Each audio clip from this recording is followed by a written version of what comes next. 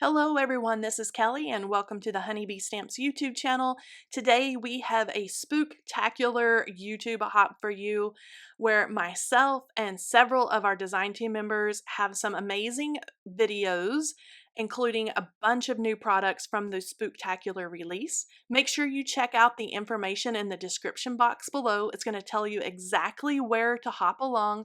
Make sure you leave comments because you could be one of the winners of the two $50 gift cards. I am creating today with the fall foliage frame, the coordinating dies, the fanciful foil background cover plate, and then I wanted to show you the foiling plates that are for the coordinating sentiments as well.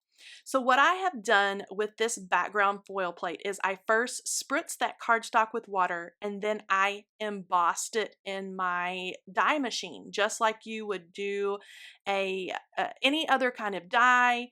Just read the directions on your die machine, but I spritzed it with water because that helps not crack the cardstock as it rolls through that die machine. So if you just spritz it with water very lightly and then emboss it as you normally would with your dies, it will give you great results. And this fanciful foil plate, it's a tongue twister, is especially beautiful when you emboss that into your paper.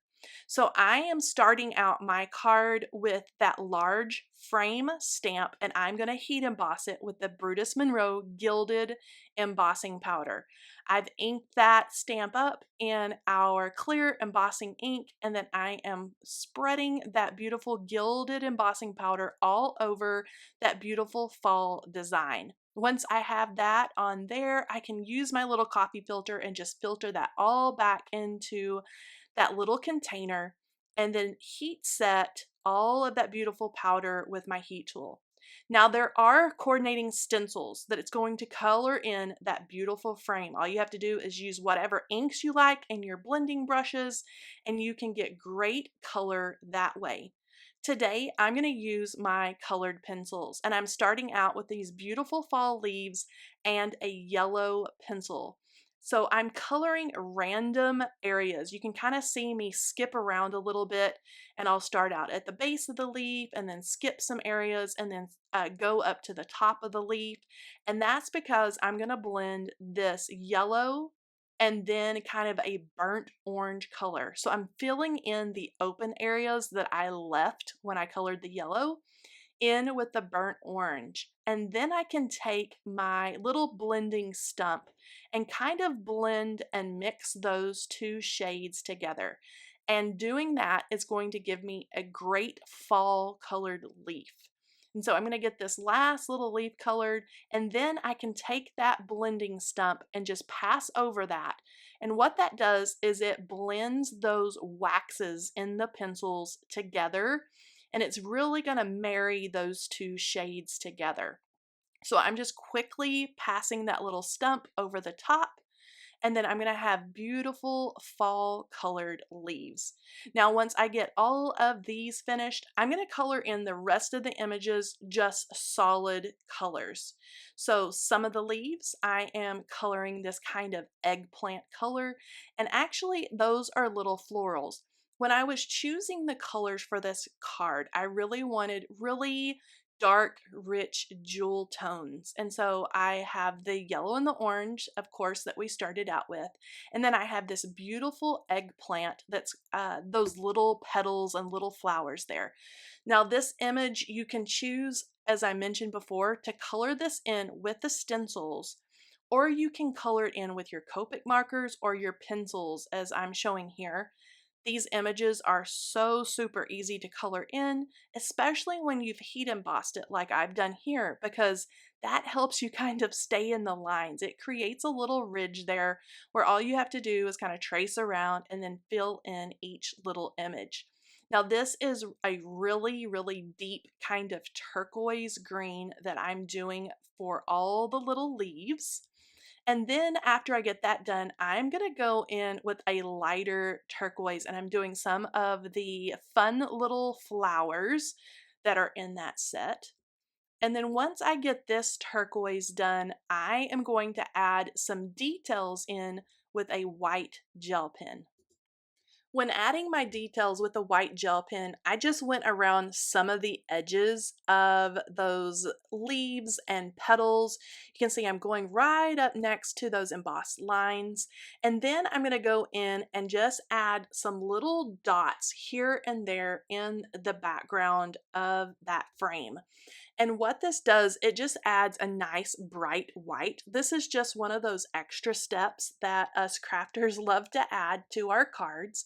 But you'll see on the finished card here in a minute that that bright white of the gel pen just adds a little extra pop to the background. Now, in the coordinating die set for this fall foliage frame, there are two dies. One is going to cut out the center of the frame, as you see here. And then there's another die, as you can see up above my card, that cuts out the outside. Today, I'm going to only use the inside die, and I'm going to make a little space for my sentiment to fit. Now, I'm going to leave the outside as is. Those sharp edges are just going to butt right up next to my card panel.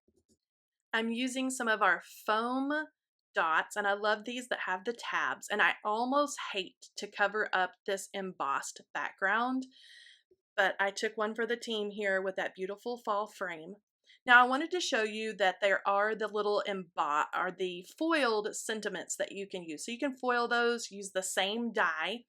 I am going to use the stamps for this card because I've already heat embossed that in gold. So I can stamp this and heat emboss it in the same gilded embossing powder from Brutus Monroe. So I'm just heating up or inking up that thank you with our embossing ink and using my pressure tool. That's a nice big thick chunky sentiment. So I wanted to add a lot of pressure on that to make sure I got it really good and inky. And then I'm going to take the same coffee filter and add that gold embossing powder over the top. I can kind of tap it off and then make sure I get really good coverage before I put all the excess back into the little container. I can heat set this, and now I have a beautiful gold thank you that's going to perfectly match my embossed frame. I'm adding my beautiful burnt orange embossed panel that has the frame added to it onto just a white horizontal card base using my liquid adhesive and making sure everything is pressed down nicely. And then I can die cut my thank you sentiment. I'm just simply running that through my little bitty buzz cutter that I keep there on the edge of my desk. And that little die cut machine cuts so beautifully. And I love that it's so little, I can just keep it on the edge of my desk for sentiments and small images just like this. So I'm adding the thank you sentiment onto the front of my card with a little bit of liquid adhesive, and you can see how beautiful it is on that embossed background with the frame. And the only thing left to do is maybe add a few pearls. Now this is our new autumn pearl, adhesive pearl stickers. That's a mouthful. And I am just holding that up to my frame to decide what shade of pearl that I want to go for here. Now I am choosing kind of a copper color, and I'm just going to use my die pick to pick those up. And then I am going to add these into the little spaces that that embossing background or that foiled background leaves into my paper here. There's a few little spaces that are perfect for pearls, as you can see there in the center of those little flowery images. And this is the finished card. It was so easy to put together, just embossing that background foil plate and using the frame and doing a little pencil coloring. Now, as I mentioned before, make sure you check out the description box below. It's going to give you all of our awesome designers to hop to next, and make sure you leave a comment to be in the running for one of the two $50 gift cards. Thanks for joining me today, and I'll talk to you next time. Bye-bye.